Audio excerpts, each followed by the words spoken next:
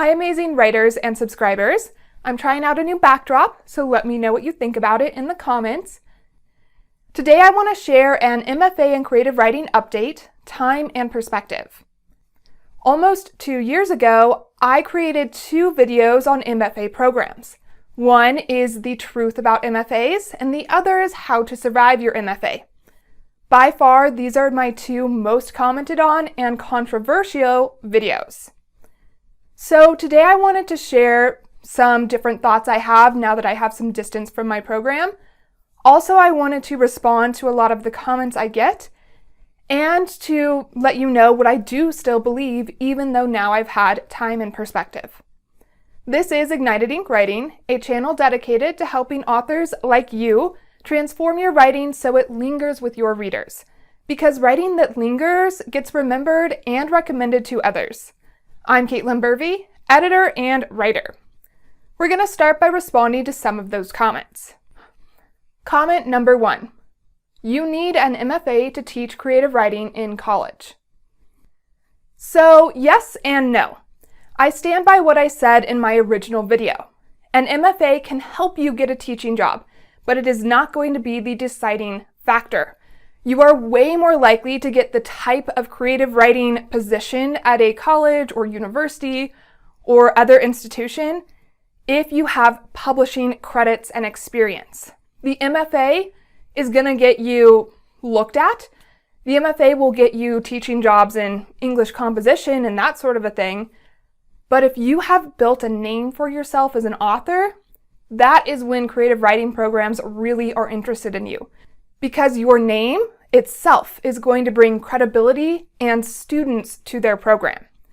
So your publishing journey and experience is going to be way more impactful than your MFA, than the fact that you have a degree in writing. Now that said, if you don't have those publication credits or experience, an MFA will help you qualify for a teaching position. But it's never going to be the reason they pick you over someone else. It's going to come down to the other aspects of your resume, most likely. That said, if you are new to the teaching market, this might be the only credibility that you have, so definitely use it.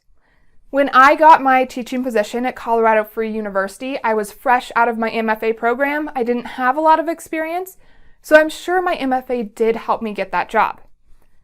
However, if I were to have worked for an editor like I have been for a couple of years and then applied, I think I still would have gotten that job, even if I didn't have the MFA. So yes, an MFA is technically a requirement for a lot of teaching positions, but I bet they would pick a well-known author who didn't have an MFA if they applied over someone who did have an MFA and wasn't a well-known author. So that was comment number 1.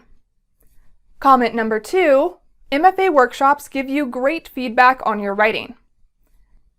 As I stated in the earlier videos, this was not always the case for me personally, but yes, you absolutely can get great feedback through workshops at your MFA program. My caveat to that is you don't have to be in an MFA program to get that kind of feedback.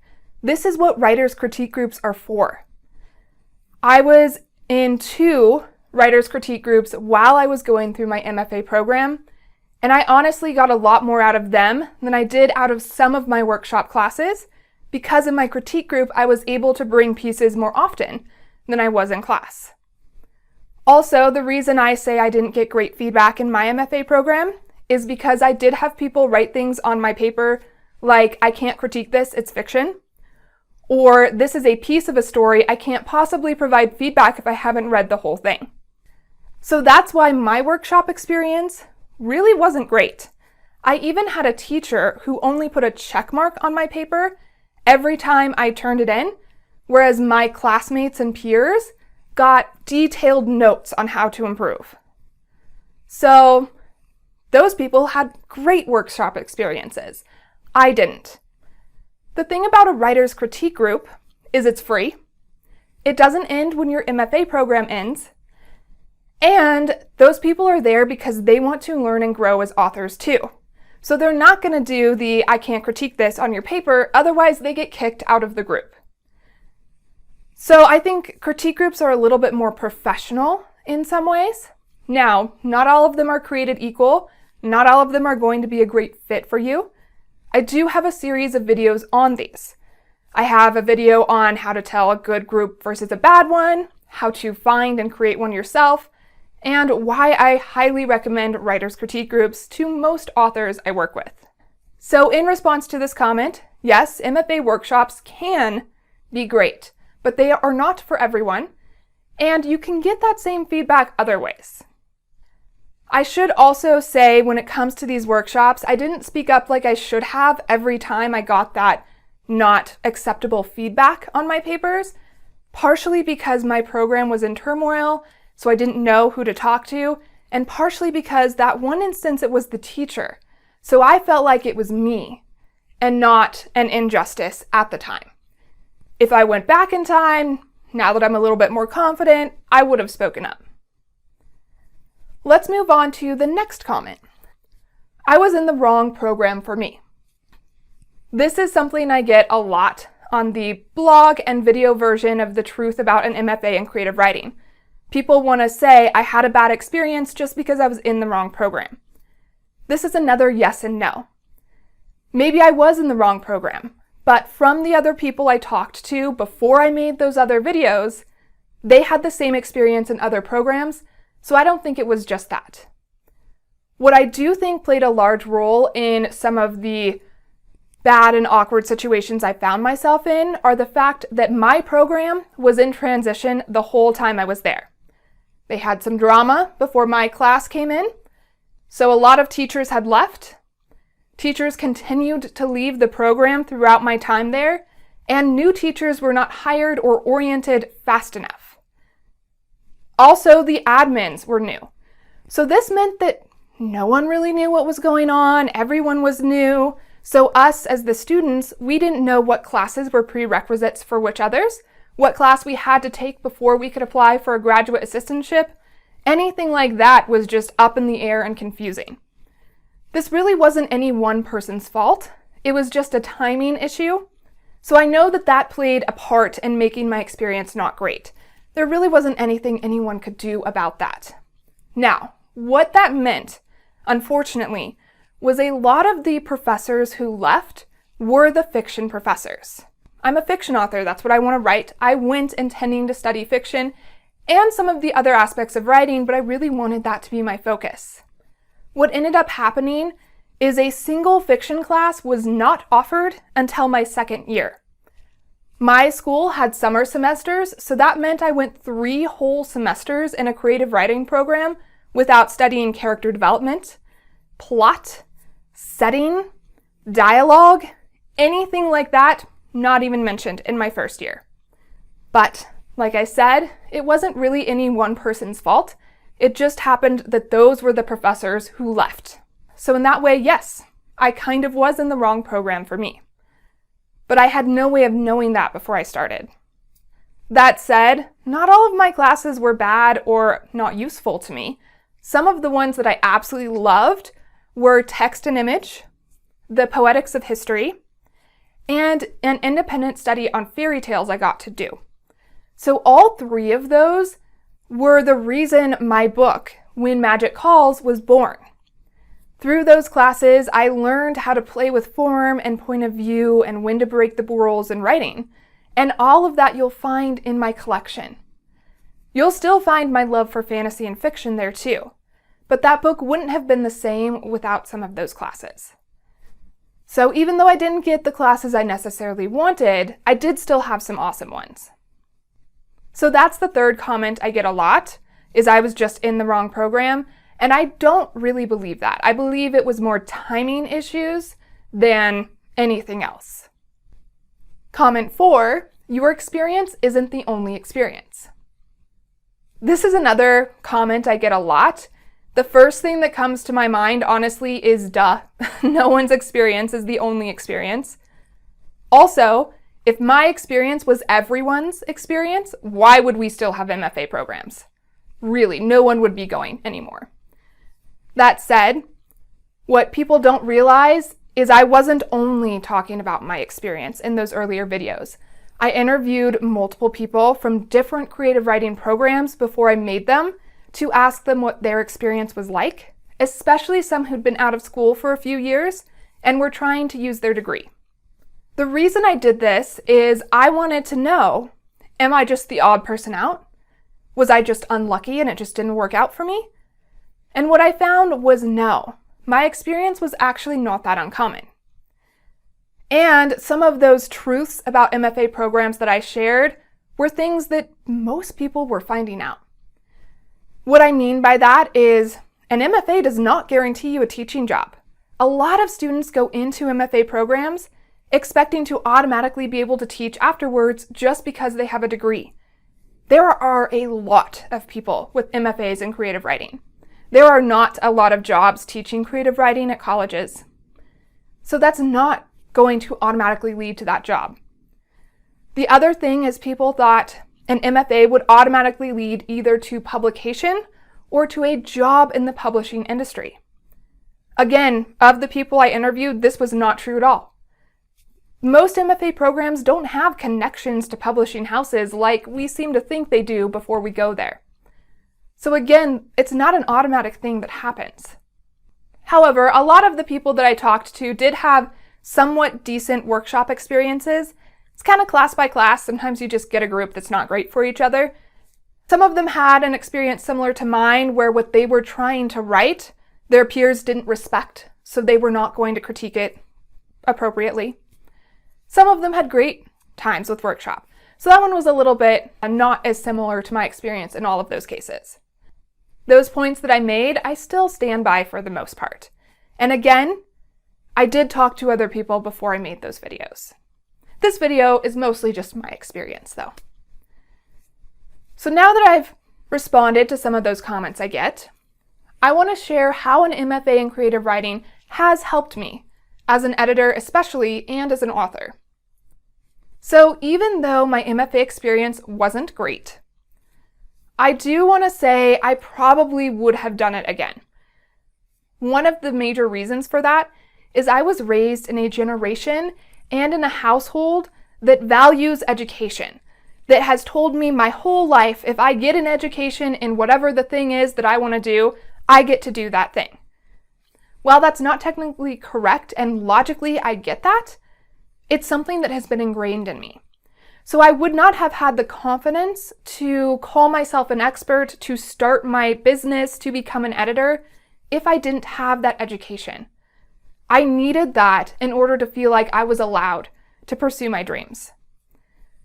Now, what I have discovered is there are plenty of other ways to educate yourself as a writer, so I could have gotten that different ways. I just didn't know it at the time. The second reason why I might have done it again, and it's not very strong, but still a reason, is I have gotten a handful of editing clients because I had my MFA. Now, this goes back to that we feel like we need a degree in order to be valid. Many of the authors I work with don't have a degree in writing. Most writers really don't, at least not a graduate degree.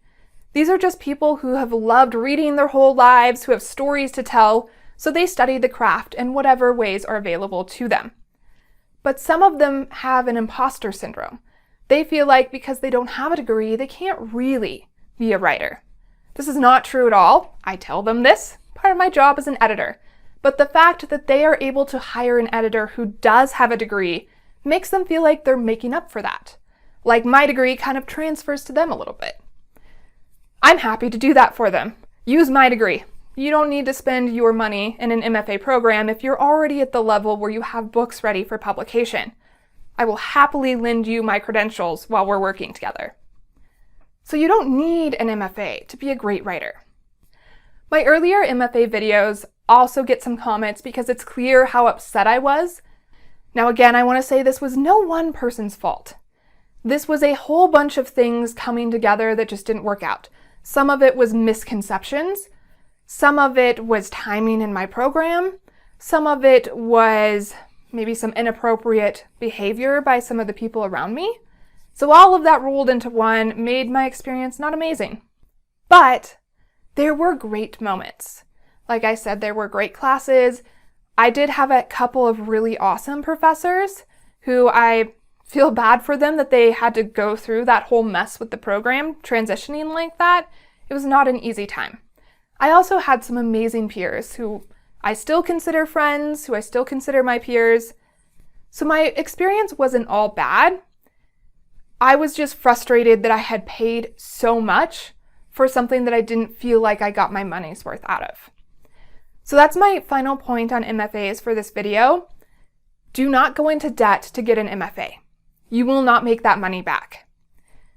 Instead, apply to programs that offer scholarships to everyone. Apply to scholarships, only go if you get one. Do the graduate assistantship programs, the work study programs. Do whatever you have to be able to pay for it and not take out student loans. I worked for 3 years in between my graduate degree and my undergraduate degree while I was living at home with my parents. Not something I'm necessarily proud of having to do, but what that meant is I was able to save up a lot of money so I could go to graduate school without loans. Now, I did still work in my program, and my dad and I did have a deal about graduate school, so he helped me pay for it a little bit. But I will say I have talked to some people since putting out my videos, and they've asked me questions about the payment situation. I really don't recommend going into debt for that degree. It's going to take you a long time to get the type of teaching job, if that's what you're thinking, to be able to pay off those loans. Also, the college teaching situation with the whole adjunct thing is not great right now. It's not a great environment. Publishing, super fun industry to work in, not super lucrative. So definitely really think hard about how you're going to make enough to pay back those loans.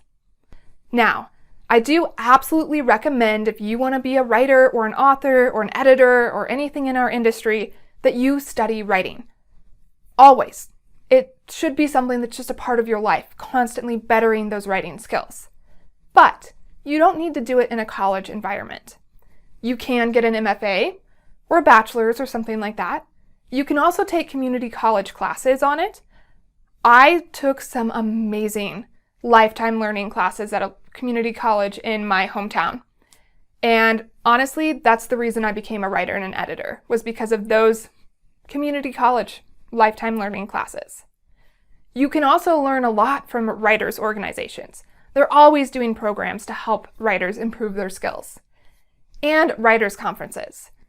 Writers' conferences are fun. They're a lot of information packed in there all at once. So if you have another career or a family, you can get a lot out of this 3 or 4 day event. So, what are your thoughts on MFAs and creative writing? Share them in the comments below. And for more videos on your writing education and how to improve as a writer, subscribe to Ignited Ink Writing, a channel dedicated to helping authors like you transform your writing so it lingers with your readers, because writing that lingers gets remembered and recommended to others. I'm Caitlin Burvey, editor and writer. To find out more about me, go to www.ignitedinkwriting.com. There you will also find a list of 13 writing craft books that I highly recommend. These are books that are going to help you get that writing education. Also, if you want to check out my book that was influenced by my MFA program, you can find it at caitlinburvey.com or search at your favorite retailer for When Magic Calls. And now it's your turn to think about what I've shared about MFA programs to decide what's the best way for you to get your writing education to ignite your ink.